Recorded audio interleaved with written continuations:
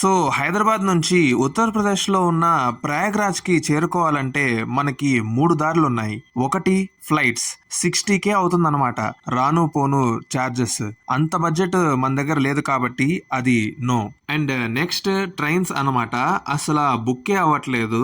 General ticket కొనుక్కొని వెళ్దాం అనుకుంటే చాలా కష్టం.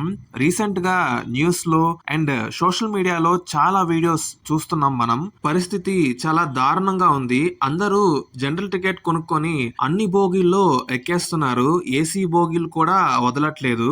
ఇలా అందరూ ఎక్కేసి నెక్స్ట్ స్టేషన్ లో ఎక్కే వారికి ఛాన్స్ ఇవ్వకుండా తలుపులు మూసేశారు. అప్పుడు ట్రైన్ రిజర్వేషన్ చేసుకొని నెక్స్ట్ స్టేషన్ లో వెయిట్ చేస్తున్న జనం ఈ ఫుల్ అయిపోయిన ట్రైన్ ఎక్కలేక విండోస్ ని బద్దలు కొడుతూ లోపల ఉన్న జనంపై వాటర్ జల్లుతున్నారు. పరిస్థితులు ఏమాత్రం కూడా బాగోలేదు.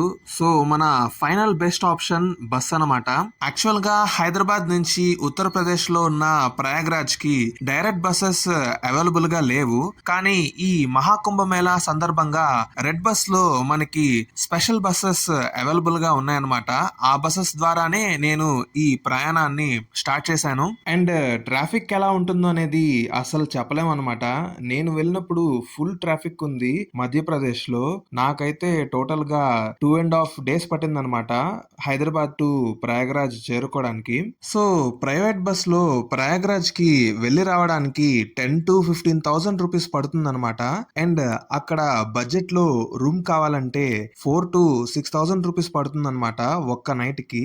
నేనైతే జర్నీలో కవర్ చేసుకున్నాను రూమ్ లో స్టే చేయకుండా.